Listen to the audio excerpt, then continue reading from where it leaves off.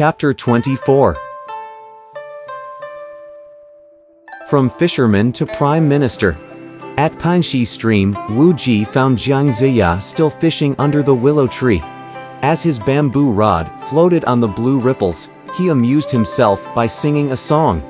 Wu Ji walked up behind him. Venerable master. Looking round, Jiang Ziya asked, "Aren't you the woodcutter I met here the other day?" "Yes, sir. I am." "Did you kill someone that day?" Wu Ji fell on his knees, sobbing. "I'm a vulgar man who lives in the mountains. I know only how to use an axe and understand nothing of profound mysteries. I failed to recognize you as a highly cultured recluse. I offended you with my foolish words. I beg you to pardon my ignorance." He apologized and went on to relate all that had happened since he left Jiang. He concluded, "In the autumn, I must go back to be punished for Wang Xiang's death, and the lives of my mother and myself are still in danger. Today I've come to pay you my respects and beg you to take pity on us and save us. We'll never forget your kindness. This is all determined by fate, and fate is difficult to change. Since you caused the death of another person, you have to pay with your life. What can I do to save you?" Jiang Ziya replied. Wu Ji fell to the ground weeping bitterly. "Have compassion, sir," he pleaded. "If you save our lives, we will be eternally grateful." Jiang Ziya knew that Wu Ji had an outstanding future. He relented. "I'll save you from death only if you acknowledge me as your teacher." Wu Ji immediately knelt down and kowtowed in acknowledgement. "Now that you're my disciple, I'm obliged to help you. Return home at once and dig a pit before your bed 4 feet deep and long enough for you to lie in. Sleep in it tonight with lighted lamps at your head and feet. Your mother must scatter a few handfuls of cooked or uncooked rice on your body and cover you with hay. Tomorrow you may get up and go about your business as usual. You'll have no more trouble from then on." When Wu Ji returned home and told his mother what had happened, she was overjoyed and immediately directed him to dig the pit and prepare lamps. Late that night, Jiang Ziya loosened his hair, took a sword, and walked in a square reciting charms to cover up Wu Ji's star and make it disappear from heaven. Early the next morning, Wu Ji came to see him. He knelt down and kowtowed. "Master." He greeted Jiang Ziya. "Since you're my disciple now, you must always obey my instructions. It's not a good idea to spend all your time cutting wood. You may go to the market and sell firewood before noon and come here in the afternoon for lessons on military theories and stratagems. Do you know that 400 marquises have declared independence and rebelled against King Zhou?" "Master, which 400 marquises?" "Jiang Wenhuan commands 400,000 men and is waging a fierce battle at Yoheng Pass. Shun's attacking Sunshan Pass with 300,000 men. A few days ago, I observed the celestial phenomena and saw that West Qi will be affected by war soon. Military talents are needed. You'd better spend your time and effort learning weapon skills and military stratagems. If you offer outstanding service on the battlefield, you'll be made a minister in the government.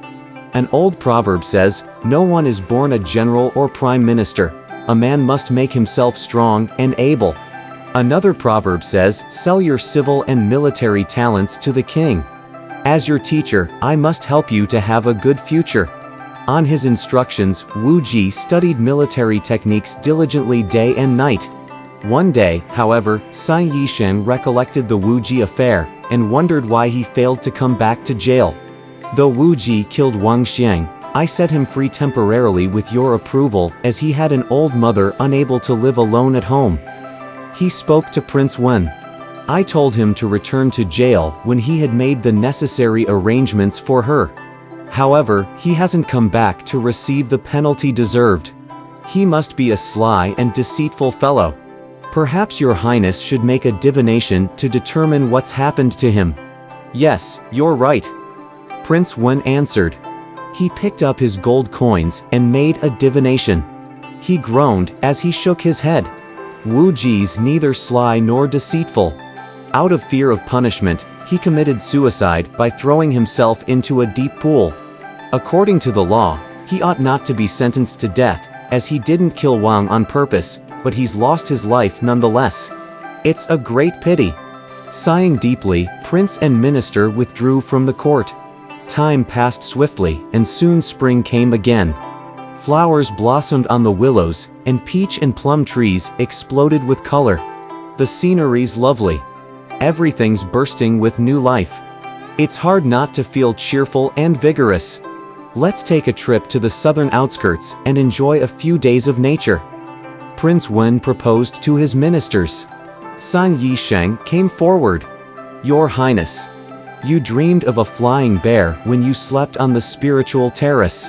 The dream signifies that West Qi will get a capable man, a pillar of the state, and you'll gain a talented assistant. We shouldn't only enjoy the spring scenery, but should also try to find him somewhere in the wilderness. We ministers will accompany you, and General Nangong Kuo and General Xingjia can act as guards. We can enjoy ourselves with the people just as the sage emperors Yao and Shun did. Delighted with the idea, Prince Wen announced that they would set off early the following day. The next morning, General Nangong Kuo took 500 royal guards to the south of the city and closed off a hunting zone there. Prince Wen and his ministers followed on horseback, admiring the scenery. Brilliant flowers and fragrant grass waved in the warm, gentle breeze. In the forest, orioles and cuckoos welcomed the spring. Young cowherds with bamboo flutes piped merry tunes on the backs of oxen. Farmers were busy plowing their fields, while young girls picked tea and mulberry leaves. Mandarin ducks played in pairs on the gentle blue current of a passing stream. The beauty of the spring scenery was indeed a captivating sight. When Prince Wen reached the hill on which the hunting ground had been enclosed, he saw many guards with iron forks, hawks and hounds. In a very short time, deer, leopards and foxes fell before them as prey, staining the earth red with their blood and filling the air with their death cries. Prince Wen was distressed by the scene of slaughter. Why did you establish a hunting zone on this hill? He asked San Yisheng. As your highness is taking a spring outing with us here, General Nangong Kuo closed off this area so that your highness could enjoy the pleasures of the hunt. You're wrong, minister. Prince Wen replied solemnly. In ancient times, Fu Si was respected as a sage emperor because he never ate meat. Once when his prime minister Feng Ho entertained him with meat, he refused to eat it, saying, "People eat the flesh of animals when hungry and drink their blood when thirsty, but I want them to live. I can't bear to have them killed. I would rather eat grain so that all creatures may live in peace. Isn't that as heaven would wish?" Fu Si lived in times less civilized than today. They didn't have the many different grains that we have now, but he still refused to eat meat. We're here to enjoy the spring scenery. How can we hunt down innocent animals? Besides, it's now the beginning of spring when everything's reproducing and growing, and to slaughter is most distressing to a benevolent man. The ancients didn't hunt animals in their periods of reproduction and growth, and neither should we. Make haste and tell General Nangong Kuo to open up the place at once. When the order had been carried out, Prince Wen proposed, "Let's drink and make merry on horseback." They saw men and women, old and young, coming through the fields and meadows to enjoy the spring scenery, some drinking by the stream and others singing.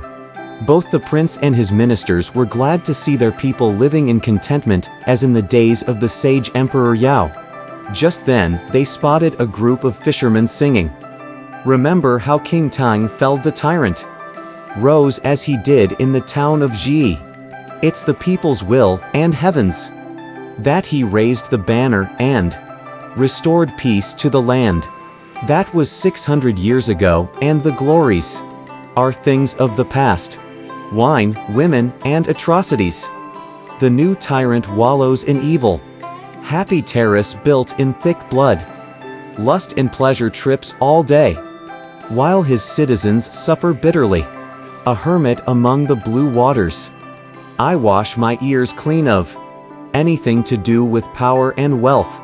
Singing on the surging waves. I spend my days fishing, and nights observing celestial phenomena. Alone, I remain aloof from the world. All my life I'll be carefree, until my hair turns white. That song's written so well that it must be the work of some sage recluse who lives here. Prince Wen commented and ordered Xing Jia, "Go and ask the ideal man that wrote that song to come and see me." The general whipped his horse forward. "Will the ideal man please come and see His Highness?" Misunderstanding him, all the fishermen knelt down and replied, "All of us are idle men. How can you all be ideal men?" Xing Jia demanded. "Because we fish early in the morning and have nothing to do the rest of the day. We're all idle." Just then Prince Wen came up on his horse. "Your Highness, they're all ordinary fishermen. There's no ideal man here." Xing Jia told him, "The song's so excellent that there must be a talented man among you." The prince insisted, "We didn't write the song, Your Highness. 35 li from here is Pinshi Stream. This song was composed by an old man who lives there. As we have often heard him sing it, we all became familiar with it as well. You may go then. I'm sorry to have troubled you." Prince Wen said with disappointment. After they had gone, Prince Wen kept thinking about the song, particularly the line, "I wash my ears clean of anything to do with power and wealth." What does that line mean? Is there any story to it? San Yisheng asked. It refers to the story of how the sage Emperor Yao sought out Shun as his successor. Yao was a virtuous ruler, but he had a worthless son.